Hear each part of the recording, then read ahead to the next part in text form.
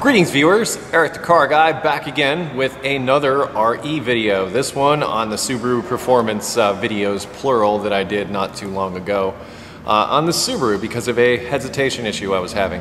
I'm going to put links in the description to both of those videos and also links to the videos I did on changing the transmission and differential fluids, just to throw it into the mix. I'm basically responding to a lot of the comments that I got on this whole series. And trying to answer some of those questions that were very good questions, and also to try to drive home more of the point that I had for doing these videos.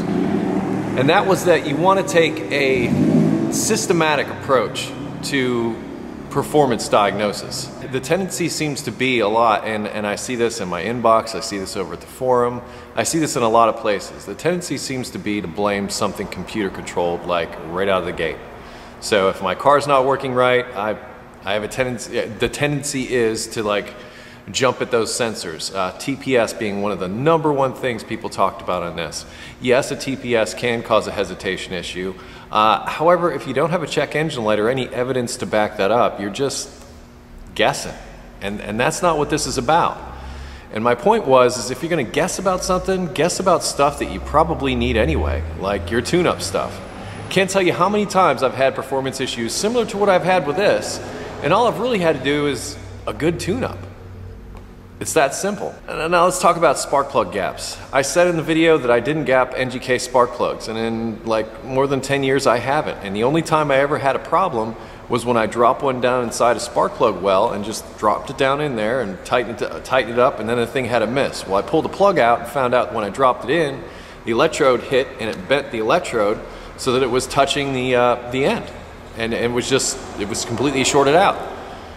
My fault, not NGK's fault. And I'm not saying NGK plugs are so good or anything. I'm not saying you shouldn't check those gaps, but case in point, I had a guy in my email just last week who said, well, I got my car and my brand new NGK plugs, and I looked up online and gap was like 35,000, so I set it all to 35,000, so I put it in the car, and then I checked the third service manual and found out it was at 44,000, because when he pulled the plugs out of the box, the gap was actually 44,000 already.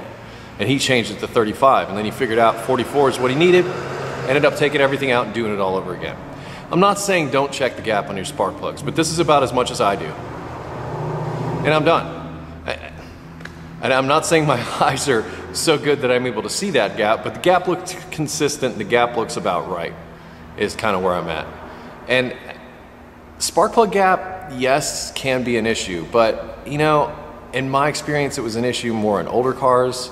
These newer cars have like ignition systems and fuel systems that are just dialed in down to the millisecond. Okay, old carbureted stuff and points, well, that was a little fudgy. And you could clean up the fudgy if you made sure all your gaps and everything were correct and consistent. Newer cars, not so much. That's one of the advantages of computer controls, is that you get consistency. And this is something that I should bring into this whole performance equation, and that is, with a modern car that's fuel injected, that consistency and those monitors are there to help you. They're not there to hinder you. A lot of you see computer controls and computer controlled cars as like the enemy. And I don't want you to think that way. I mean, these are just sensors. They're stupid electronic devices.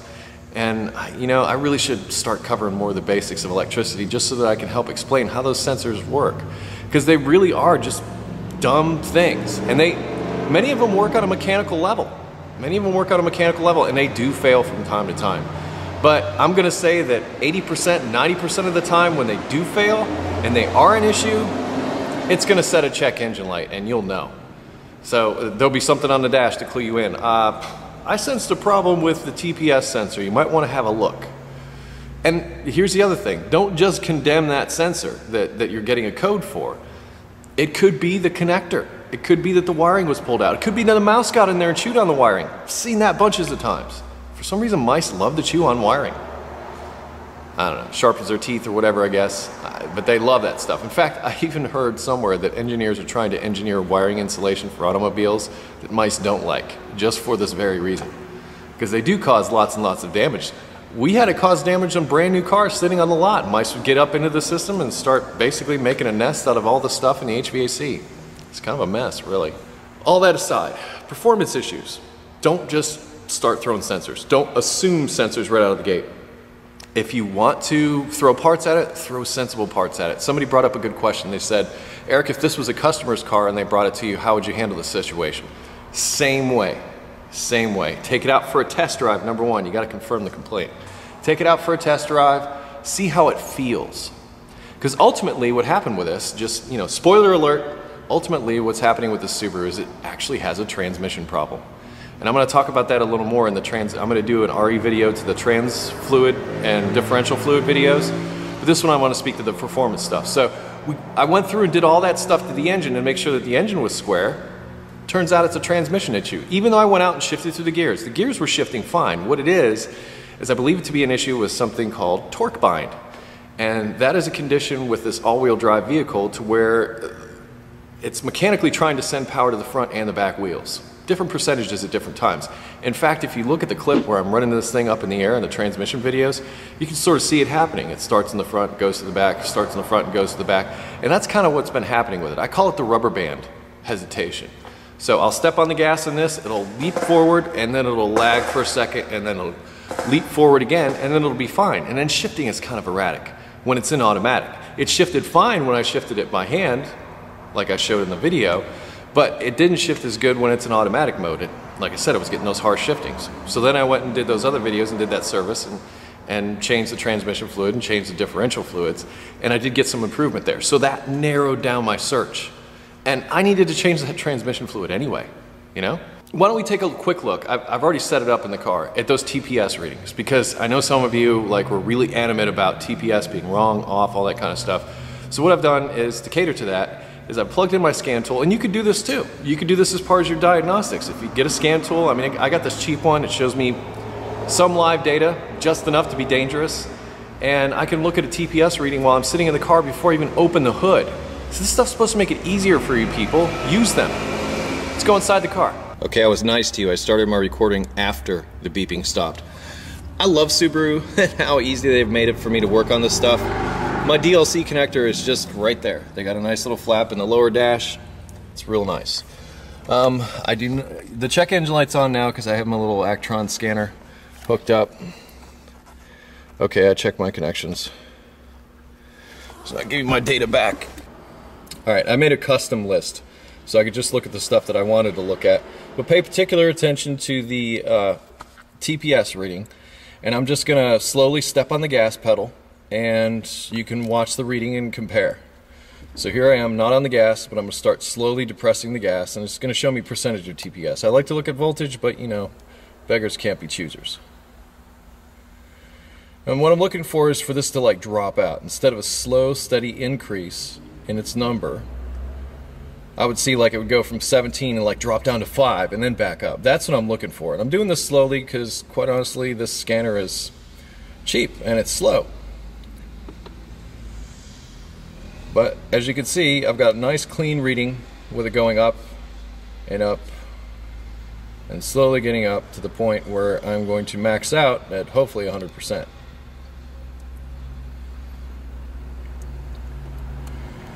Alright, I've got it matted, but here I am. It's only 92.1%.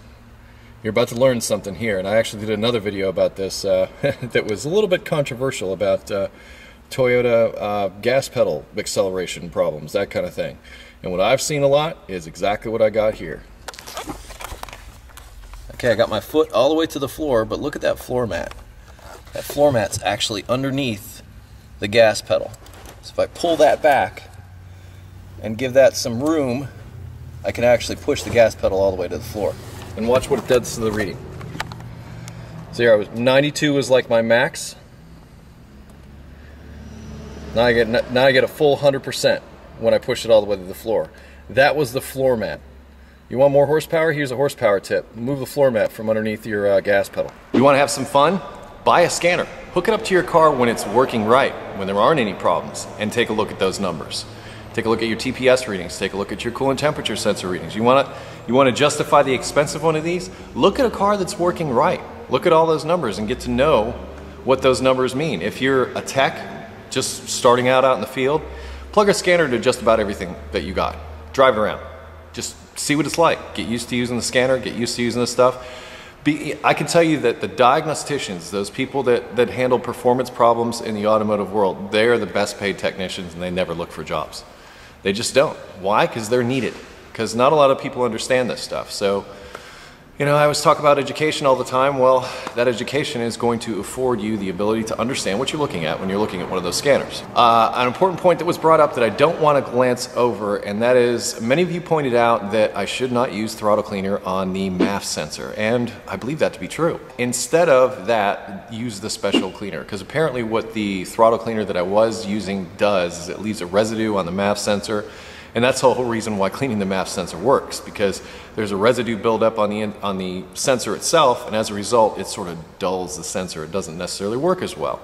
However, when it's nice and clean, it works as good as it possibly can, and you get smooth idles, you get good throttle response, and all that kind of stuff. Definitely take that into consideration. So use something other than throttle cleaner. Use the special cleaner, or somebody even mentioned using electrical contact cleaner to clean those. I don't know if there's I don't think there's a special coating or anything on there that's going to hurt. And contact cleaner is designed to do just that, just like clean metal really good to make better electrical contacts. So I haven't tried that. However, there's a suggestion for you from you, these people that watch this show. Let's wrap this up. Okay, in summary, once again, I cannot stress enough, don't just throw parts at it, okay, if you got a performance problem. If you don't have a check engine light and you have a performance problem, start looking at that easy stuff. And also, lots of you asked me about wires. I'll post a link in the description to my voltage leak video, and you can spray around and basically check to see if your ignition wires are having an issue. And especially if you do it in the dark, it can be a lot of fun. So if you want to have some fun in the dark, get yourself a spray bottle and look at your leaky ignition wires, should you have them. You know, I could talk about this for hours and hours and hours, just because there's so many different things that you're running into. The idea of those videos was I did have a performance issue with the Subaru, and I just wanted to go through step by step by step about what those things were that I would do in the instance should I run into a performance problem. So the first things that I would look at, the things that I would look to. So start, any check engine lights that you have. And I don't know if I've mentioned it somewhere in the other videos, but I also did the videos on the knock sensor for this beforehand. So some of you were like, knock sensor!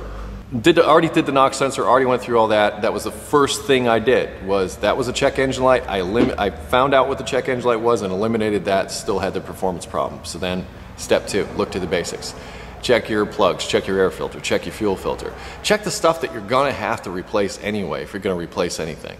You know, and then then look for improvements. I mean, that's what you do. It's a comparison. It's a journey.